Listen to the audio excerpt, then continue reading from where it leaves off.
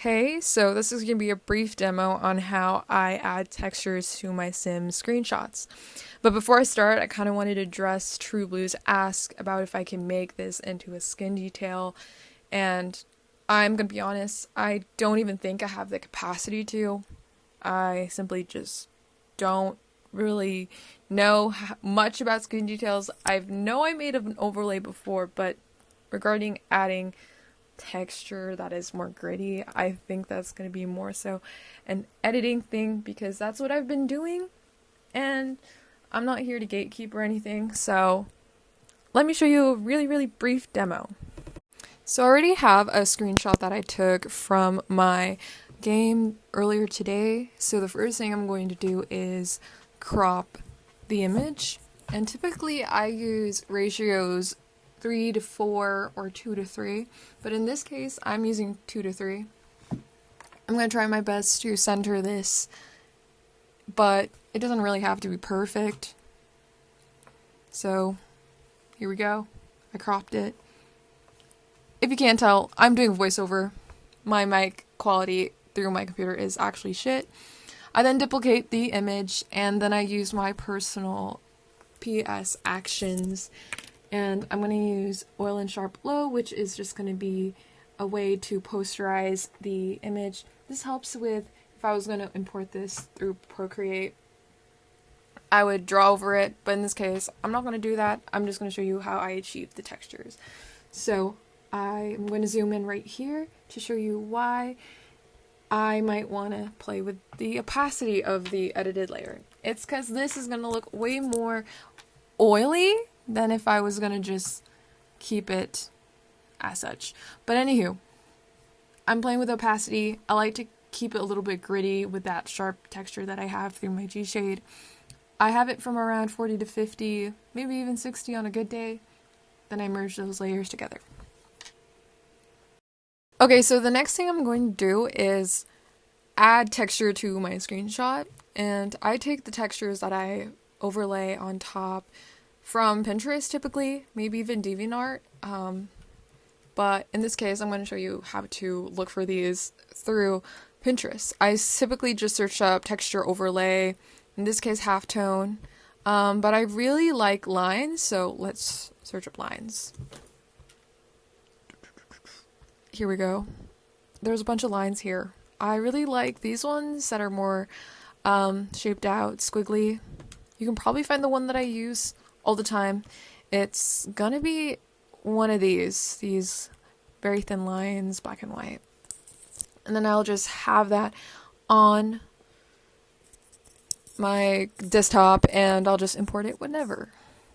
Okay, so the next thing I do is import that texture onto the canvas. I'm going to play around with how it looks by zooming it in, moving it around. Sometimes I even flip it vertically and horizontally. But after I do that, I change the blend mode to overlay, especially if I'm going to use like very fine textures. Then if I'm having these resolution issues because I import it from like somewhere like Pinterest, I'll put that oil effect again using my Photoshop action. I'm zooming in to really show you the texture right here. Yeah. And then I'll lower the opacity by a bunch. I kind of have it from around like 5 to like 15-ish, and in this clip I'm pretty much gonna just zoom it in, kind of telling you how it won't show up in light parts of the photo, just darker values, of course. And I'm playing around with it again. I'm zooming it in all over again.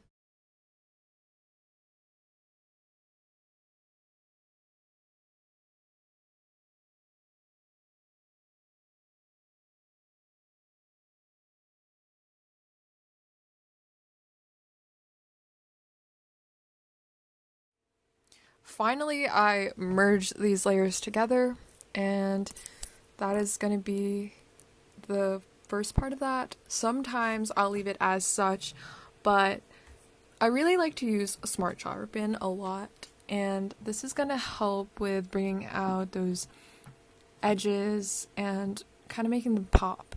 And first I mess with the radius so it kind of airs it out to be more focused on those edges. That's how I would describe it. I first played with that. In here I'm having it from like 1 to 2. Very, very subtle. I don't like very, very extreme textures. Then I'll change the amount. In this case, I'm having it pretty low. I think it was like 30 something. And there we go. We have that. And honestly, you could stop here, but I'm going to show you how I do that grainy effect as well. So first, I duplicate the layer again. I search up noise, add the noise, and I keep it to that multicolored texture. I put the noise level pretty low, and then I play with opacity once again. Yeah, but nothing crazy. I just like to have a little bit of fuzz to it, and you can pretty much only notice this if you zoom in really, really close, but it adds something interesting to the image.